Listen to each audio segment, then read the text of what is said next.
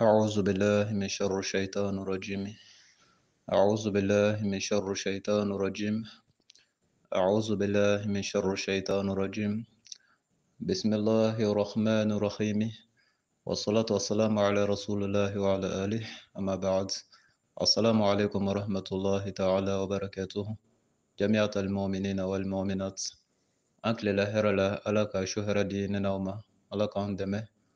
ألك فنسي ألك لكنا ألك سطرة ألك لبلا dina in tafanga ala ka do ana ajija ala ka di ama alhamdulillah ambe jumana février kalo kile naani san ba fila mugan ani fila inshallah groupe les croyants n'o ye muminu ka groupe ye limaniya jɔn ka groupe programme ye min ye o ye don o don ni lansara seli la kibaruya min bɛ yen o ka bila groupe kan mais wagati bɛ wagati la lansara selilen kɔfɛ a information tɛ sɔrɔ ka bila donc ni wagati wɛrɛ sɔrɔla a bɛ se ka bila wagati min na a bɛ bila o wagati la inshallah. Bi kibaruya tɛ dɔwɛrɛ ye ɲininkali fila ɲɔgɔnna de bɛ yen ani n ye vocal dɔ bila sisan fana vocal in bilala 18h56 vocal in bɛ bɛn 3 minutes 14 secondes 3 minutes 14 secondes a y'a faamu. An bɛna fɔlɔ ɲininkali fila la ɲininkali fila min kɛla an bɛ fɔlɔ k'o ɲininkali fila jaabi n'an tilala o ɲininkali la n ye vocal min bila c'est un enregistrement d'appel téléphonique ne ni dɔ de ka conversation de don a tigi ye n wele téléphone na n'aw ye vocal lamɛn a kan ka sɔrɔ a b'a faamu mɔgɔ min de don inshallah mais n'an nana s'a ma an bɛna détailler a bɛ se ka faamu sɔrɔ la cogo min na inshallah. Donc an b'a daminɛ ɲininkali fila fɔlɔ la groupe kun dayɛlɛla don min na an balimakɛ dɔ ye ɲininkali kɛ a ye ɲininkali min kɛ o ye Mamutu de ye ka bɔ Buguni. Ɲininkali min n'a y'a kɛ a kun bɛ kan ka boli turabu de kan a y'a faamu comme caman b'a dɔn ni o de ye dɔw b'a dɔn ni bɔgɔ ye dɔw b'a dɔn ni turabu ye dɔw b'a dɔn ni laturu ye n'est-ce pas. Donc a bɛ ka ɲininkali kɛ ko yala silamɛya la est-ce que o kalali bɛ daga wa i y'a faamu est-ce que silamɛya la ko a tɔgɔ de laturu walima turabu est-ce que k'a kalan ko yala silamɛya bɛ a daga wa. Donc ne kun y'a jaabi a ye mais a kɛla a ka privé la donc comme kun ma labɛn a jaabi kama groupe kan parce que wajilu minnu bɛ kɛ groupe kan a bɛ kɛrɛnkɛrɛn k'a lakana ka ɲɛ a t'i n'a fɔ mun bɛ kɛ privé la ko a tɛ kɛrɛnkɛrɛn a bɛɛ bɛ kɛrɛnkɛrɛn mais groupe ta ale de bɛ ta k'a tɛntɛn k'a kɛ résumé ye a dɔw bɛ bila YouTube kan a dɔw bɛ kɛ enregistrement ye minnu bɛ circuler mɔgɔw ni ɲɔgɔn cɛ a dɔw bɛ bila WhatsApp kan a dɔw bɛ se ka taa yɔrɔ wɛrɛ yɛrɛ donc o bɛ fɛn min na o tɛ se ka kɛ o tɛ se ka haraba haraba kɛ quoi donc f'i ka labɛn ka ɲɛ ani ka fɛrɛ kuma ma donc ni n y'a ye n bɛ se ka min kɛ k'a tigi jaabi fɔlɔ en attendant n bɛ se k'o kɛ privé la o tɛ fɛnba ta quoi a y'a faamu d'accord. Donc ɲininkali in jaabi ye min ye dɔrɔn silamɛya la pour que i ka fɛn kiti tigɛ f'i ka fɛn yɛrɛ suguya dɔn ka ban n'i ye fɛn suguya dɔn fɛn min de don donc i bɛ se ka kiti tigɛ o la. Turabu ye fɛn min ye ne ti a ɲɛdɔn a y'a faamu bɛɛ n'i ka fɛn dɔn ta don ne ti turabu ko ɲɛdɔn a bɛ ci cogo min na n t'a dɔn n bɛ to ka mɛn dɔrɔn o da a kɛbagaw a y'a faamu n y'a mɛn o da ani n yɛrɛ b'a dɔn olu tɛ kelen ye donc silamɛya la n'a ma ɲɛ i bɛ fɛn kiti tigɛ f'i k'a dɔn ka ɲɛ di nka ni fana ma kɛ maa qualité modèle dɔ ye n'i tɛ fɛn dɔn ni fɛn fɔla i ye i bɛ dɔ faamu a la i b'i ta fan dɔn ne kɔni min mɛn a la n bɛna baara kɛ ni o ye parce que bi m'an bila n bɛ kan ka mɛn o da a bɛ kan ka mɛn minnu da o ye a baara kɛbagaw de ye minnu bɛ kan ka baara kɛ n'a ye n'a a bɛ fɔ o ma ko c'est à dire minnu b'a dɔn fo k'a dɔn donc olu bɛ min fɔ donc ne hakili la baara bɛ se ka kɛ ni o ye parce que n'i t'a dɔn n'a dɔnbaa y'a f'i ye on espère que c'est vrai on estime que c'est vrai n'est-ce pas d'accord donc o vérité min ni an bɛ se ka o ta n bɛna kiti ni o ye a bɛ faamu donc ni o kɛla can ye minnu y'a kuma fɔ donc a bɛ boli kɛ olu de kan n'o yɛrɛ ma kɛ can ye ne ye n ta bɛɛ fɔ ka ban parce que ne ko n t'a suguya dɔn a bɛ faamu d'accord an b'a daminɛ ni yɔrɔ min ye fɔlɔ dɔw b'a fɔ ko o turabu in k'a jiginna Ala ka kira dɔ de kan dɔw b'a fɔ k'a jiginna Makan dɔw b'a fɔ k'a jiginna yɔrɔ dɔ la je sais pas n'est-ce pas ne tɛna kuma caman kɛ o yɔrɔ ta kan k'a fɔ a jiginna Ala ka kira dɔ kan o bɛ kira in yɛrɛ tɔgɔ fɔ n'est-ce pas n tɛna kuma caman kɛ o kan a bɛ faamu parce que dès maintenant ne b'a dɔn fɛn jiginna Ala ka kira dɔ kan o kɔrɔ ye Ala ye mujiza di o kira in ma walima ka bonya dɔ di a ma a ka fɛn dɔ kɛ mais o t'a yira ko o dagan bɛ e ye adamaden sen fila adamaden maa gansan o t'a yira ko o dagan bɛ i ye ne kɔni b'o dɔn fɛn caman bɛ yen Ala bɛ se k'a da ka kiraw ma o bɛ daga olu de ye mais k'a fɔ k'a bɛ daga e ye e k'a kɛ ça n'a rien à voir i b'o dɔn depuis sisan o masali suruma ye min ye n'i ye Nabila Isa ta o Nabila Isa a tun bɛ kɔnɔ dilan k'a ɲɛnamaya c'est à dire ka kɔnɔ dilan ni bɔgɔ ye ou bien ni fɛn dɔ ye i bɛ kɔnɔni dilanlen a fɛ n'a ye fiyɛli k'a la k'a fiyɛ dɔrɔn kɔnɔ in bɛ pan a bɛ taa n'est-ce pas Nabila Isa tun b'o kɛ a bɛ siw kunu a bɛ banabagatɔw furakɛ o n'a ɲɔgɔnnaw n'est-ce pas ne bɛ fɛ ka exemple min d'i ma o ye a bɛ kɔnɔ min dilan ni ka fiɲɛ fiyɛ a la tan ni kɔnɔ bɛ wuli a bɛ taa n bɛ fɛ ka o exemple de d'i ma i y'a dɔn Ala y'o da ka Nabila Isa ye n'est-ce pas n'o dagala Nabila Isa ye an ka bɔ Isa ka yɔrɔ la an ka na Muhamadu mantonw fɛ yen kira Muhamadu ye mun fɔ a mantonw ye o kosinama ninnu kan ne hakili la an delila ka kuma kan yan yiri maani ko la an kumana yan Sherif Usman Madana Haidara ka kiti dɔ la yiri maani ko la a bɛ faamu i y'a dɔn Ala n'a kira y'a haramuya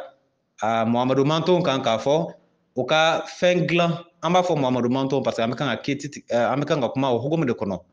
n'est-ce pas Ala y'a haramuya u kan o k'ale Ala ka danfɛnw ladege i n'a fɔ Nabila Isa tun b'a kɛ cogo min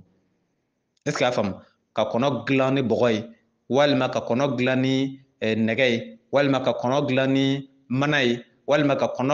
kɔnɔ dilan ni yiri ye i n'a fɔ a bɛ rond-point in na cogo min na i bɛ sama jɔlen o rond-point in na ou bien i bɛ waraba jɔlen o kɛn bɛ k'a dilan a kɛla siman ye o a kɛla nɛgɛ ye o a kɛla bɔgɔ ye o a kɛla sugu sugu ye Ala ka danfɛnw kana ladege ne hakili la o fɔla Ala n'a kira fɛ dɛ sɔsɔli t'o la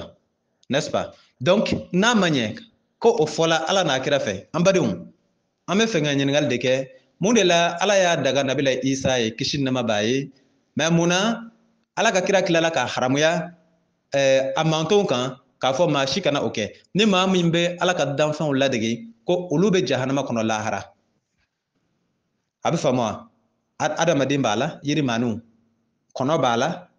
surtout nimafɛnw Ala ka danfɛn nimafɛnw surtout parce que a bɛ d'u ma k'u ka ni fiyɛ a la lahara de o kuma b'a yira ko Ala kan bɛ a ka danfɛn nimafɛnw de ma n'est-ce pas donc n'i ko i b'i ta o yɔrɔ fɛ i n'a dɔn o yɔrɔ la ko ja Ala ye nin fɛn in di a ka kira dɔ ma o t'a bɔ i ye dalilu ye k'a fɔ ko a din bɛ e de ma n'est-ce pas Ala kun ye nin di Nabila Isa ma a bɛ kɔnɔ dilan kabako don n'a ye kɔnɔ dilan bɔgɔ la i sigilen a b'a fiyɛ i bɛ kɔnɔni pantɔla ye ka taa di n'est-ce pas kuranɛ ye Ala kali tan di mais bi dun n'i yela k'i ye kɔnɔ dilan ni bɔgɔ ye Ala ko i bɛ jahanama kɔnɔ lahara Isa kun b'a kɛ koyi awɔ o dagan bɛ Isa ye nka o haramuyalen bɛ e kan e t'o kɛ a bɛ faamu donc turabutigiw n'o ko Nabila Idrisa ko turabu jiginna o de kan ne tɛna sɔsɔli k'a la o mais ne bɛna min fɔ o ye n'a sɔrɔla can don conditionnel ni a sɔrɔla ko can don parce que kuma in yɛrɛ il faut très bien vérifier parce que fɛn dɔ bɛ yen n'o bɛ fɛ k'a ɲini k'a daga ou bien k'a ɲini ka fɛn dɔ fɔ a la il faut essayer de faire venir la chose dans un contexte religieux n'o sera ka na n'a ye diinɛ hukumu kɔnɔ o b'a essayer ka dɔ gosi n'a ye parce que n'a fɔra k'a jiginna Ala ka kira dɔ kan sur le champ i yɛrɛ bɛ sin k'a ye fɛn min bɔla Ala yɔrɔ o tɛ se ka kɛ haramu ye n'est-ce pas d'accord ni fɛn min bɔla Ala yɔrɔ n'o tɛ se ka kɛ haramu ye o tuma Nabila Isa filɛ nin ye a tun bɛ kɔnɔ dilan Ala y'o haramuya Muhamadu mantonw kan cɛ o cɛ y'a kɛ i bɛ jahanama kɔnɔ lahara n'est-ce pas mais o tɛ sɔn ka don o wo ninnu kɔnɔ o parce que c'est leur marché n'a yela bi ko turabu ye haramu ye mais a hakɛ min bɛ balo turabu la Mali kɔnɔ yan yɔrɔ wɛrɛ la olu bɛ taa min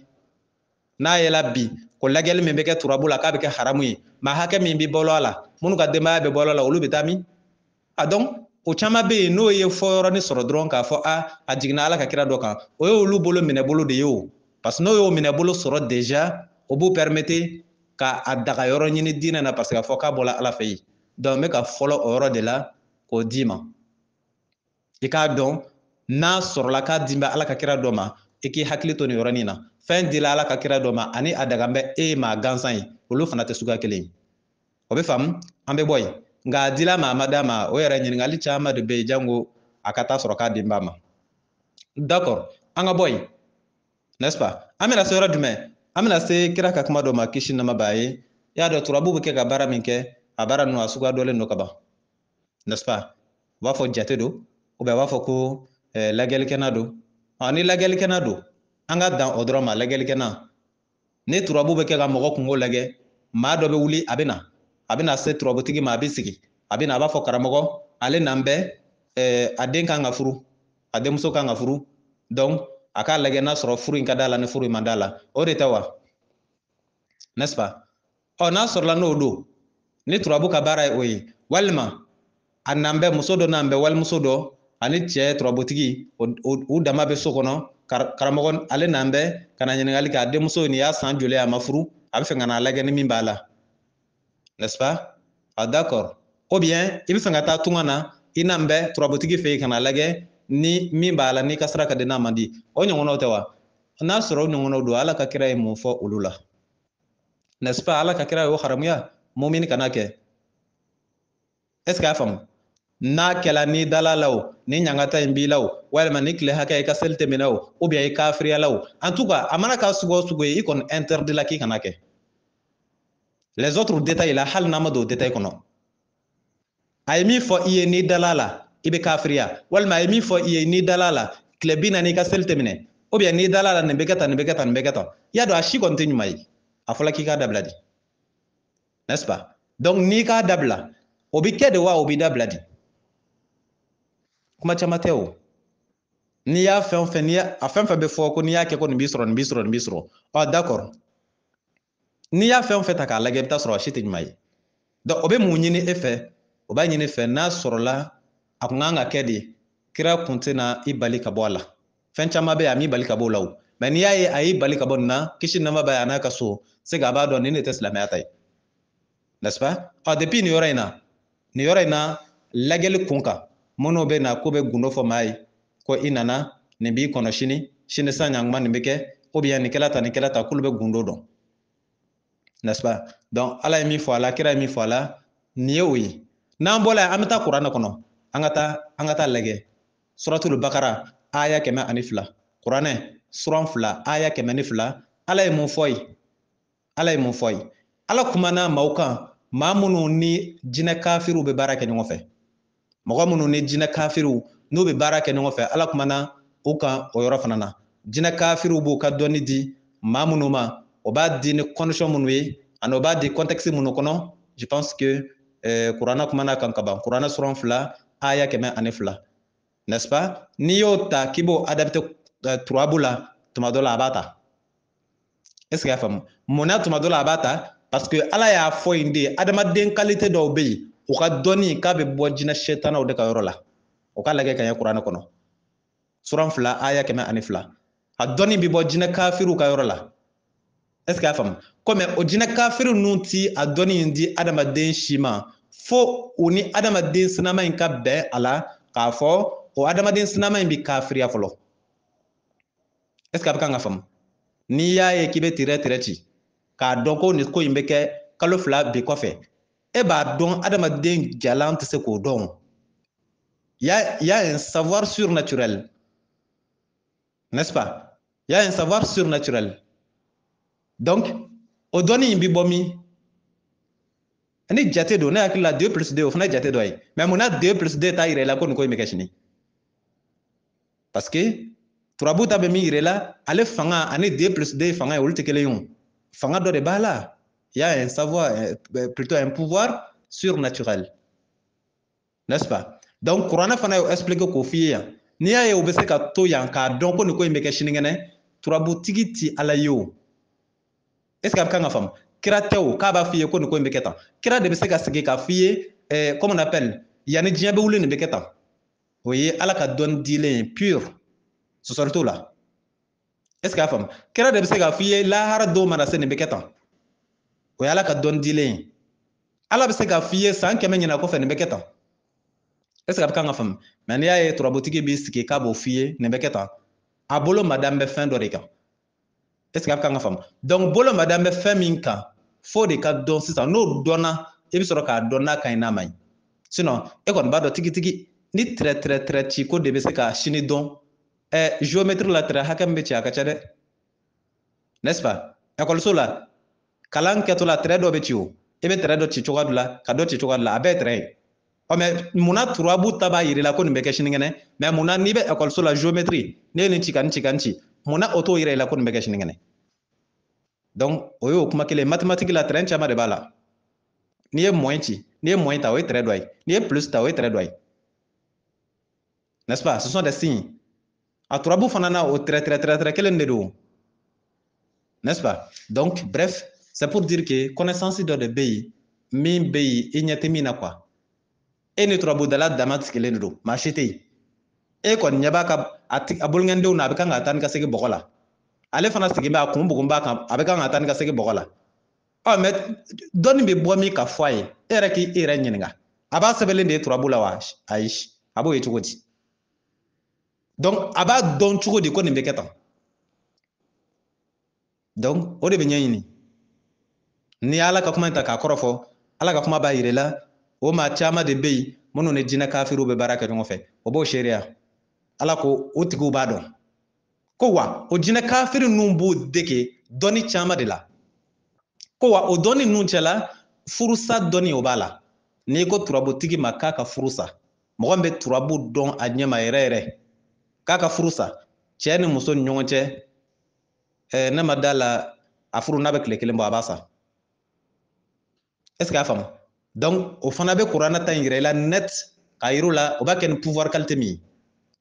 est ce que a faamu furu sa cɛ ni muso ni ɲɔgɔn cɛ n'i y'a di turabu dɔnna yɛrɛ yɛrɛ ma o stage berté tɛ dɛ ne t'a ɲɛ dɔn nka minnu b'a ɲɛ dɔn a y'u ɲininka ko yala furu sa turabu la a ka teli wa a man teli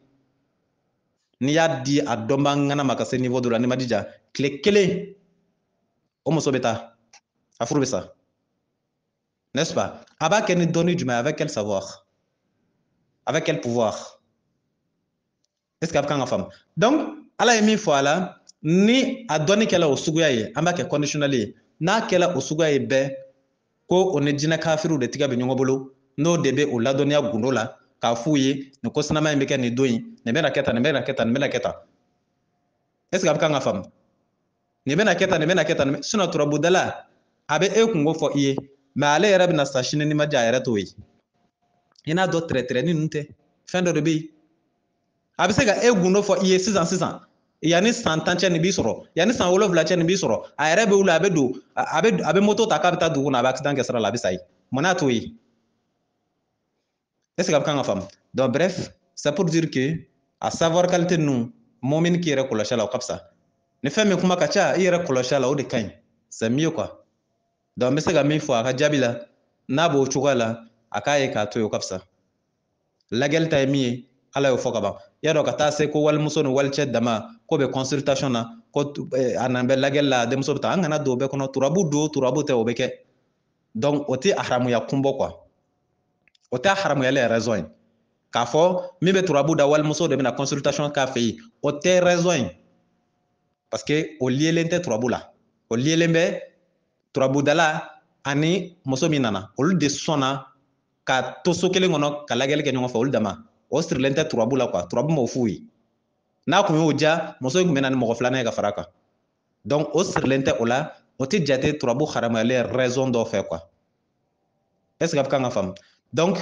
n'an bɔla o yɔrɔ la sinon hali n'i y'a jateminɛ turabu don turabu tɛ o cɛ ni muso dama bɛ ɲɔgɔn yɔrɔ wɛrɛ min tɛ turabu ye walimuso walicɛ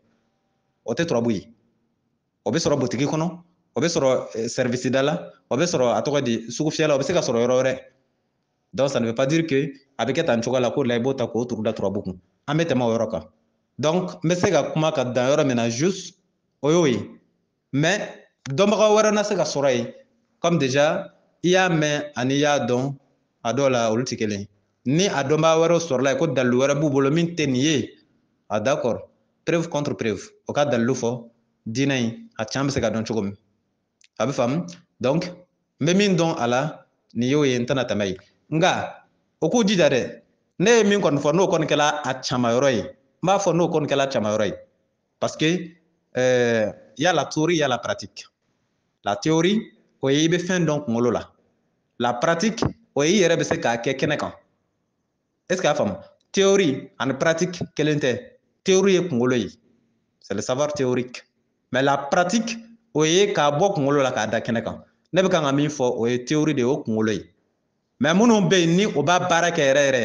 olu de b'a pratique kɛ donc ni a taara sɔrɔ exactement ne ye min fɔ ko ni jinɛ kafiriw de bɛ baara kɛ ɲɔgɔn fɛ n'o kɛla can ye ala ko kisi t'u ye lahara dɛ ko bɛ jahanama kɔnɔ lahara o kɔni sɔsɔli t'o la mais ni o taara sɔrɔ ko ni jinɛ kafiriw tɛ baara kɛ conditionnel n'est-ce pas ko dɔnni min bɛ d'u ma ka se ka to bi la ka sini ko dɔn n'a sɔrɔla u b'a dɔn ten n'a u b'a dɔn u yɛrɛw ma adamaden dɔnni na u yɛrɛw ma ka sɔrɔ u ma don haramu kɔnɔ kan t'o ma est ce que a bɛ kan ka faamu n'a sɔrɔla o y'a dɔn ten k'a fɔ i denmuso in n'i y'a ye a mɛnna a ma furu jinɛ dɔw de b'a kɔ walima karisa de kɛn bɛ k'a dabali a dabali don bɛ kaburu la n'o sera k'o dɔn u yɛrɛw ma ka taa sɔrɔ a ma kɛ ni jinɛ kafiriw ka dɛmɛ ye n kan t'o kɔni ma est ce que a faamu mais n'a kɔni kɛla ni jinɛ kafiriw ka dɛmɛ ye ni jinɛ kafiriw de ye kibaruya d'u ma k'a fɔ nin denmuso in a dabalilen bɛ dabali bɛ kaburu la nin kɛla tan nin kɛla tan walima i bɛ ka taa a tɔgɔ di tunga min na n'i taara i bɛ to ji la walima i bɛ ka taa nin yɔrɔ min na nin bɛ kɛ tan nin bɛ kɛ tan ni o ni jinɛ kafiriw kɔni de bɛ baara kɛ ɲɔgɔn fɛ ala k'o bɛɛ bɛ jahanama kɔnɔ lahara hali n'o sala misiri kɔnɔ o kɔni o ye sɔsɔbali ye n'est-ce pas a phase wɛrɛ dɔ ye jumɛn ye o y'a sɔnniko ye a sɔnni yɔrɔ est ce que a faamu a dɔw bɛ sɛ kan tigɛ o ta kan a dɔw bɛ comme on appelle o bɛ se ka kɛ o bɛ ba ka tigɛ a kan ou bien o b'a kɛ kɛcogoya wɛrɛ la min ni si tɛ kelen ye i y'a dɔn o kɔni n'a sera sɔnni niveau ma aw caman kan ka sɔrɔ a b'o dɔn o ye filankafoya ye o de jurumu ka jugu ka tɛmɛ jurumu bɛɛ kan a bɛ faamu donc o bɛɛ de b'a la o bɛɛ de b'a la fɛn min de don c'est un domaine très profond donc ne t'a dɔn ka se niveau min na n tɛna se ka kuma ka se o niveau la mais n kɔni bɛ min dɔn de façon superficielle sanfɛ nin y'o ye a bɛ faamu wa an bɛ dan ye n'a dara nin ma n'a bɛ haramuya n'a bɛ daga i yɛrɛ hakili bɛ dɔ f'i yɛrɛ ye an bɛ tɛmɛ an bɛna se a ka ɲininkali filanan ma ɲininkali in bɛɛ y'ale kelen de ɲininkali filanan a ko feerekɛla dɔ bɛ yen ni seli fana sela a bɛ seli fana seli o yɔrɔnin bɛɛ a bɛ sin ka lansara fana seli parce que munna n'a ye seli fana seli k'a bɛ taa feere la client bɛna caya donc a tɛna fɛrɛ a ka feere ma donc pour que a bɛ fɛrɛ feere ma n'a ye seli fana seli o yɔrɔnin bɛɛ a bɛ lansara fana seli o la n'a taara k'a bɛ taa feere kɛ comme client ka ca a bɛ fɛrɛ feere ma donc fo fitiri sisan ale tɛ seli wɛrɛ kɛ ko yala k'o bɛ ɲɛ wa o tɛ se ka ɲɛ o ɲɛcogo yɛrɛ t'o la a bɛ faamu wa o tɛ se ka ɲɛ wa ɲɛcogo yɛrɛ tɛ o la an ka kuranɛ dayɛlɛ a bɛ faamu wa kuranɛ sura 4 aya 103 chapitre 4 verset 103 n'i ye kuranɛ sura 4 aya 103 n'i y'a ta k'a lajɛ أعوذ بالله من شر الشيطان الرجيم فإذا قضيتم الصلاة فاذكروا الله قياما وقعودا وعلى جنوبكم فإذا اطمأننتم فأقيموا الصلاة إن الصلاة كانت على المؤمنين كتابا موقوتا ala ko ale ye seli fardaya muminiw kan an tɛna fara kojugu ala ye seli kɛ diyagoya ye limaniya jɔnw de kan muminiw ala m'a fɔ a ye seli kɛ diyagoya ye wahabiyaw kan ala m'a fɔ wahabiya ka seli kuranɛ kɔnɔ o dalilu tɛ cɛ bolo a tɛ muso bolo nin t'u wolo kan a bɛ faamu ala ko ale ye seli kɛ diyagoya ye muminiw kan ala m'a fɔ a ye seli kɛ diyagoya ye ansari kan o dalilu tɛ cɛ bolo a tɛ muso bolo nin t'u wolo kan a bɛ faamu wa ala ko ale ye seli kɛ diyagoya ye muminiw kan limaniya jɔnw groupe les croyants a kulo b'a la seli kɛla diyagoya ye alal mu'minina muminiw ala m'a fɔ a ye seli kɛ diyagoya ye sɛnɛngolo kan a m'a fɔ a y'a kɛ diyagoya ye a tɔgɔ di tijaniya kan a m'a fɔ a y'a kɛ diyagoya ye ahmadiya kan a m'a fɔ a y'a kɛ diyagoya ye sufi kan a m'a fɔ a y'a kɛ diyagoya ye a tɔgɔ di ikmaludin walima nurudin nin si tɛ nin bɛɛ ye kan wɛrɛ ye ala ye min fɔ dɔrɔn muminiw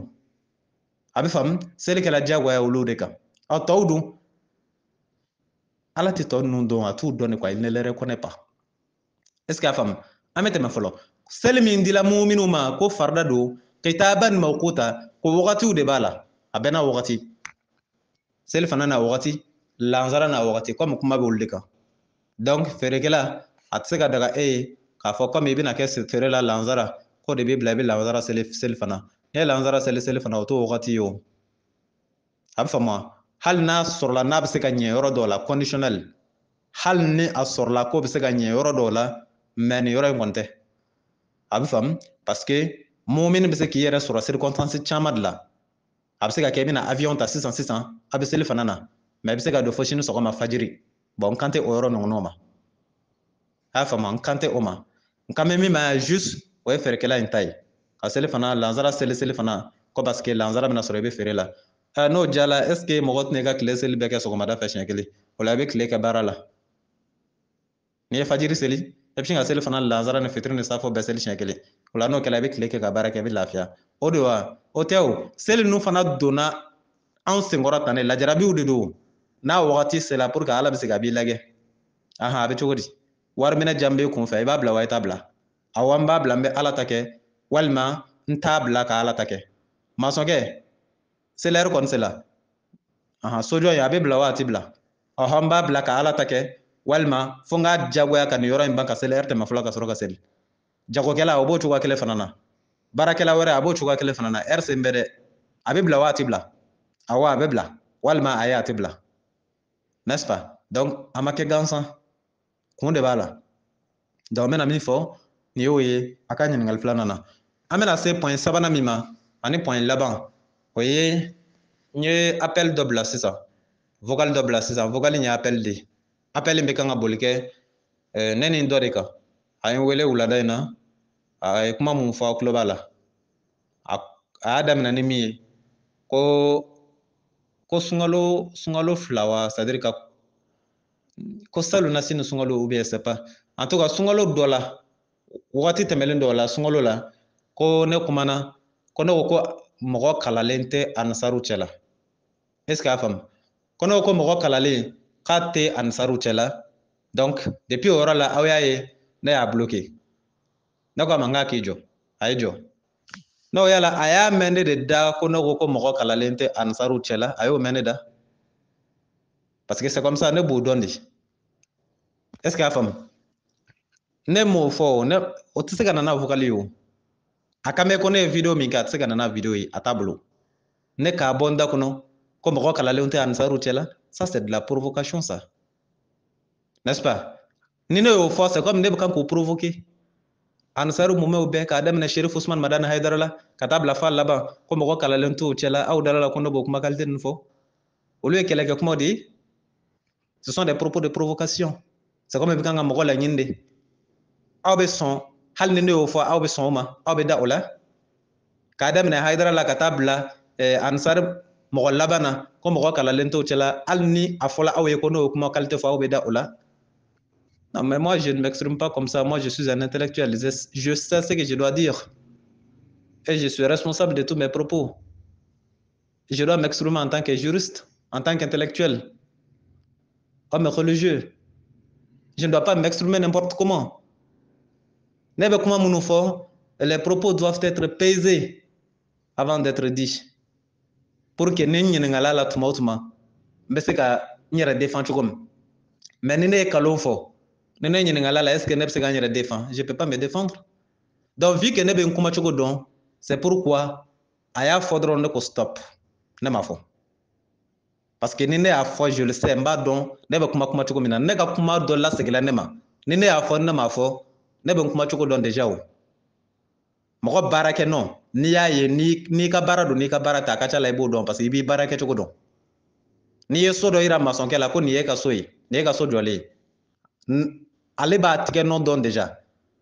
hali n'a sɔrɔ a y'a kɛ nin y'a san joli ye n'ale don a kan ka dɔn n'est-ce pas donc ne y'a fɔ a ye o tɛ ne ka kuma ye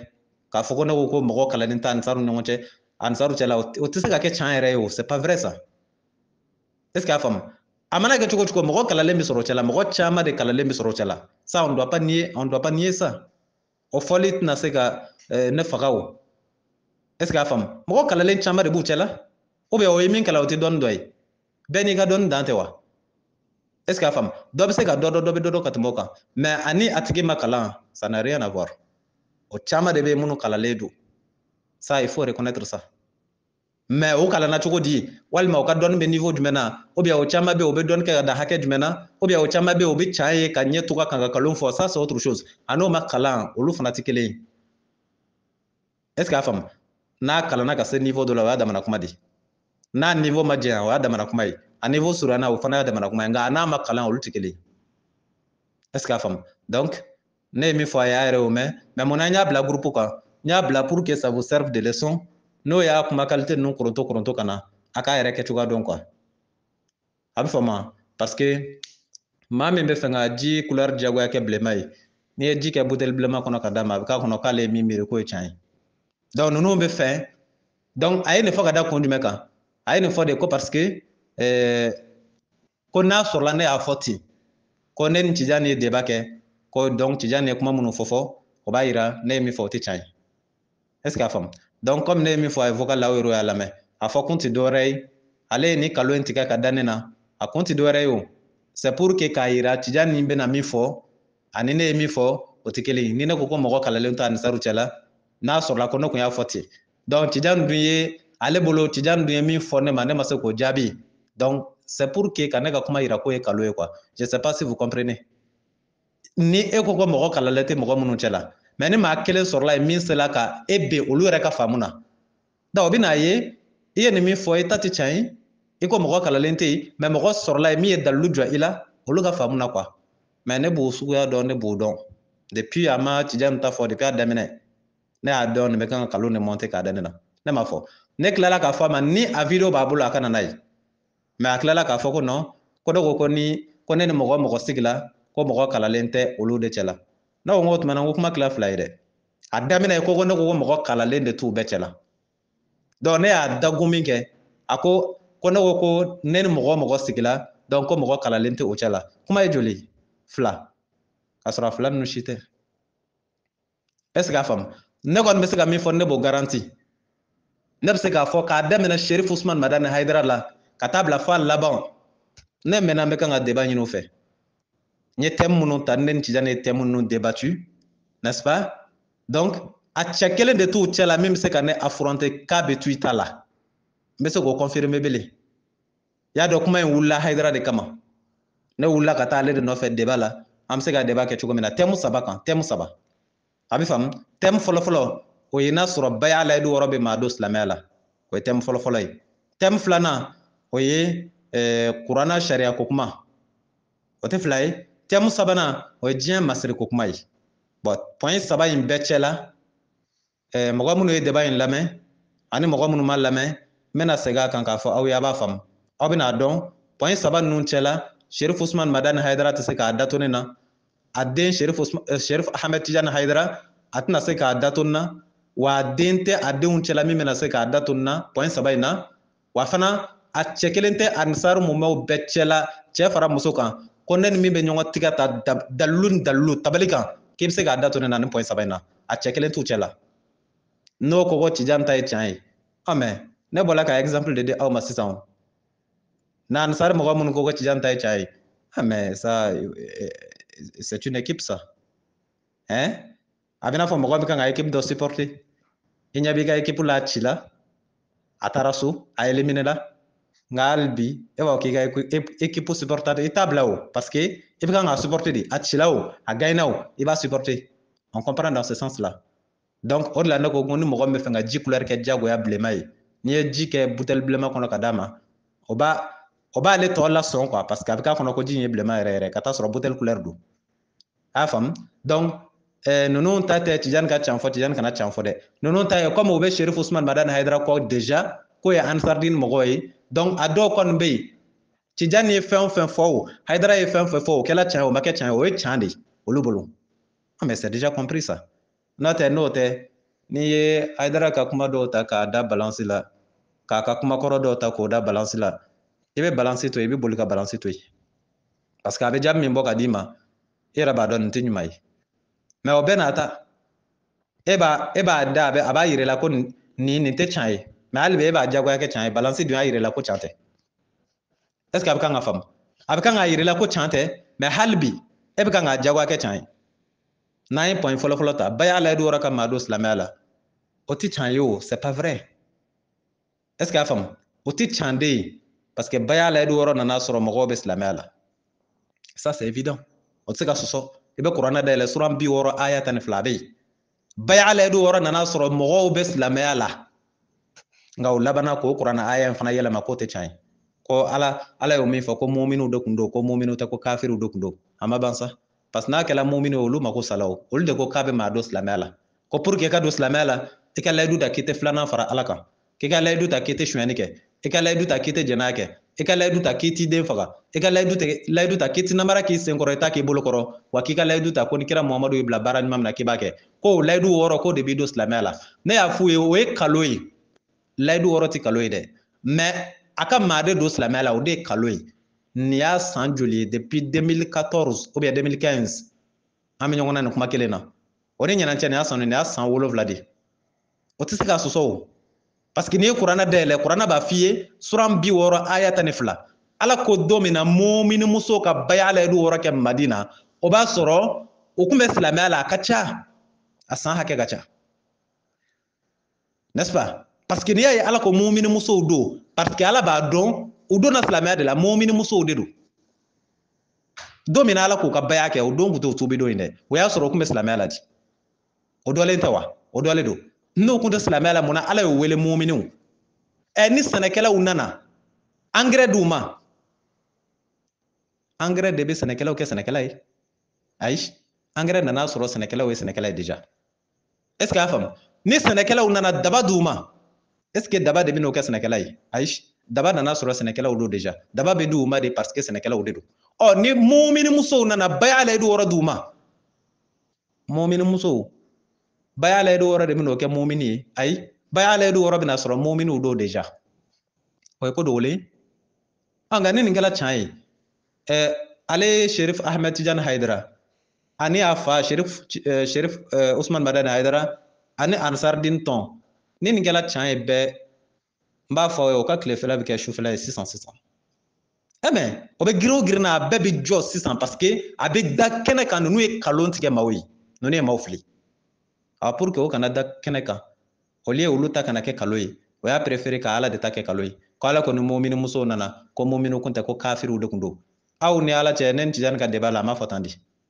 a ye fɔ tan di ko ala ko muminiw don ko mumini kun tɛ ko kafiriw don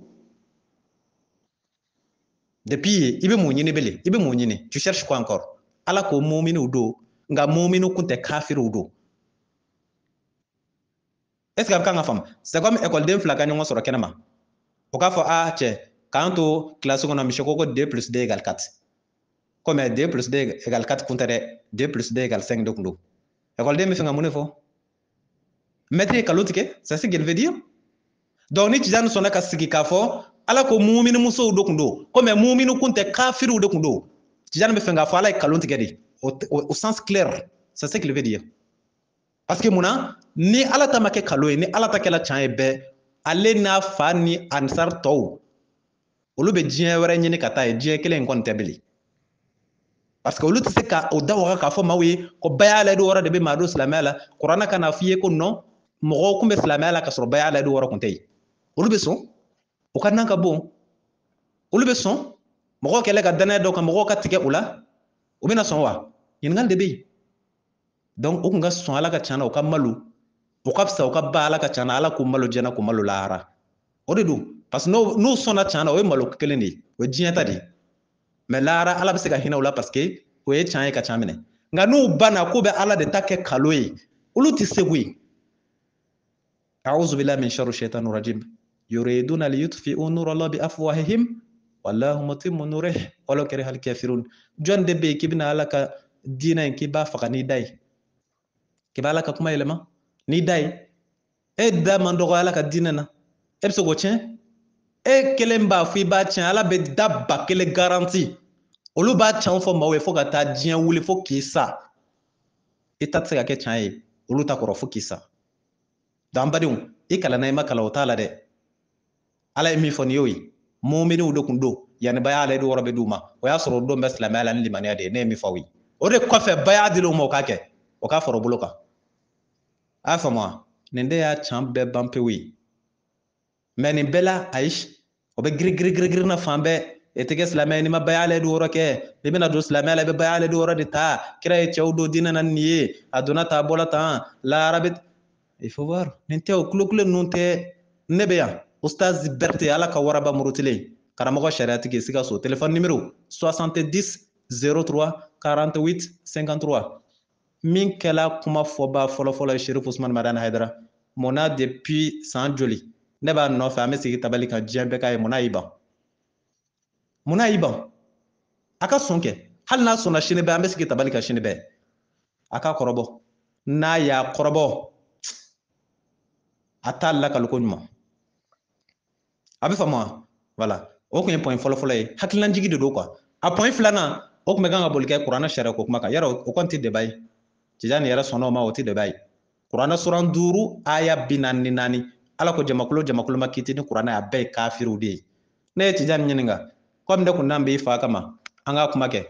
e fa ma sɔrɔ e yɛrɛ dun ala y'o min fɔ o tɛ tiɲɛ de ye ko awɔ k'o ye tiɲɛ ye ni minnu ma kiiri tigɛ ni kuranɛ ye k'olu ye kafiriw ye a bɛ cogo di Tijani e ni fa ni Ansariw aw ye kiiri tigɛ ni kuranɛ ye n'a y'a tigɛ ni kuranɛ yɔrɔ min a k'o yira n'an k'o ye tan aw ye sariya busan siɲɛ 100 bɔ maa la yan k'a ye jɛnɛ kɛ aw y'o kɛ o ma kɛ aw ye zon kelen bolo tigɛ yan o kɛla o ma kɛ aw ye maa kelen don dingɛ kɔnɔ yan k'a b'o bɔnni fara fo k'o fa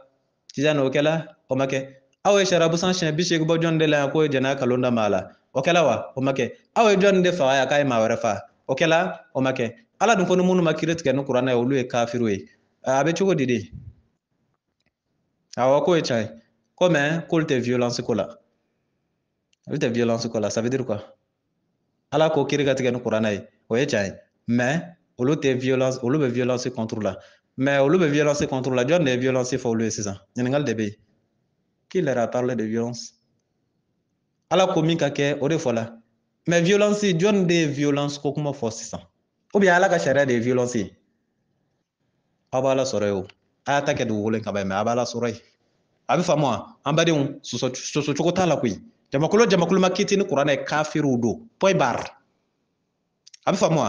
an bɛ bɔ yen point sabanan o ye diɲɛ masiri ko kuma ye an sela yen kuma caman yɛrɛ t'o fana na a yɛrɛ ko ten ko kuma caman t'a la est ce que a bɛ kan ka faamu an sela ka ɲɔgɔn sama yɔrɔnin min na dɔrɔn o ye bay'ale de wɔrɔ ka maa don silamɛya la wa hali o sama-samani a y'o kɛ kalo de kan parce que a ko ala ko muminiw don ko muminiw kun tɛ kafiriw de kun don ale ka faamu na donc n'a kun sɔnna bɛɛ ko ala ko muminiw don a kun bɛ kɛnɛ kan ne ye min fɔ o ye lɛkɛsɛ ye mais a ye o yɛlɛma di donc ale bolo ale y'o point gagné a ma gagné dɛ a b'a dɔn tigitigi a y'a triché de ala ka muminiw ale y'o wele kafiriw o y'o gagné ne ye a ma gagné point filanan kuranɛ sariya ko kuma a ko sɔsɔli t'o la nka olu ma kɛ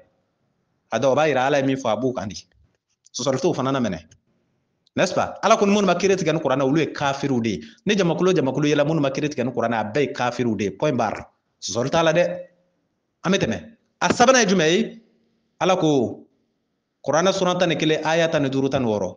a'udhu billahi min sharri shaitanir rajim ni maa o maa ye diɲɛ ni diɲɛ masiri kanu ko olu ka baara o bɛ min kɛ ala ye k'ala b'a sara d'u ma diɲɛ na yan ko mɛ lahara o bɛ jahanama kɔnɔ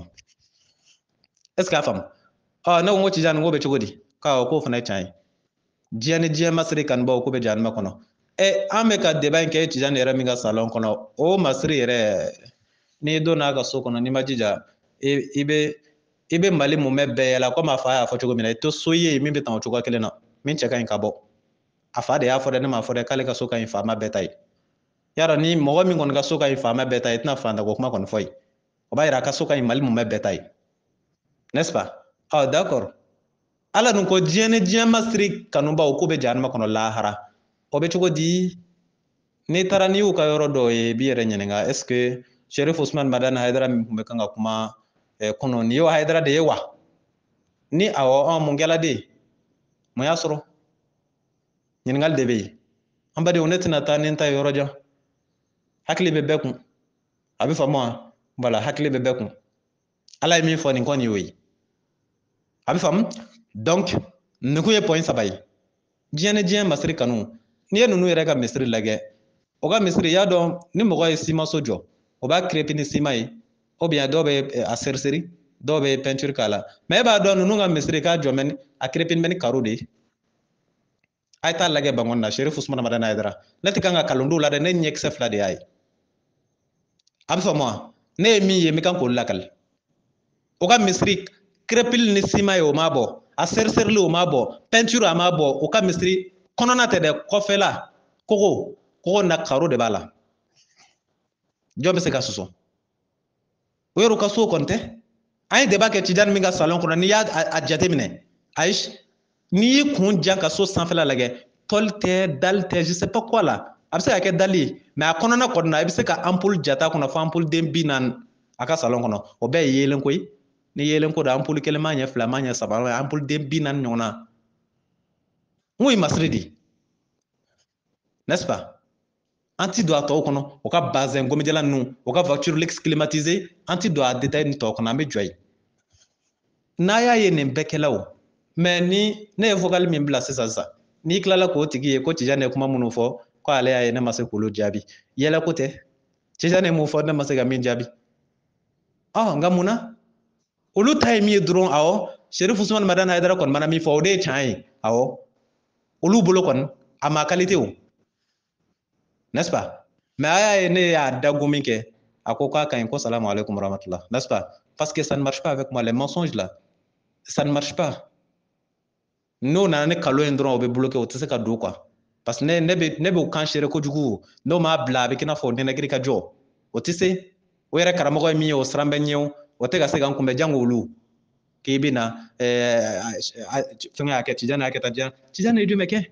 ne dalilu de jɔ o la fo ka taa diɲɛ wuli wa kisɛ de don a tɛ se ka sɔsɔ cɛ kelen t'u cɛ la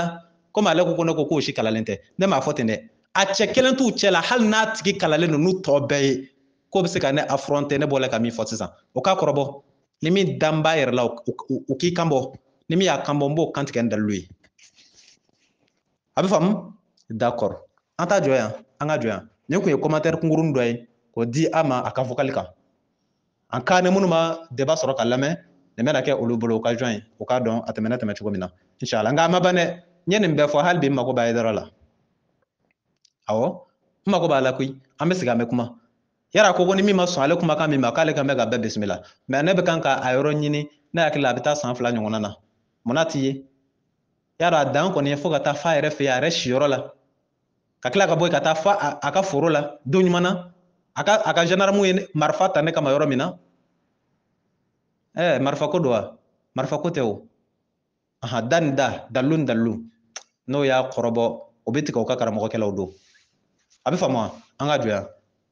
n bɛ adresse di Ustaz Berete ala ka waraba murutilen karamɔgɔ sariyatigi Sikaso téléphone numéro 70 03 48 53 70 03 48 53 inchallah ala k'an bɛn waati wɛrɛ wasalamu alaikum warahmatullah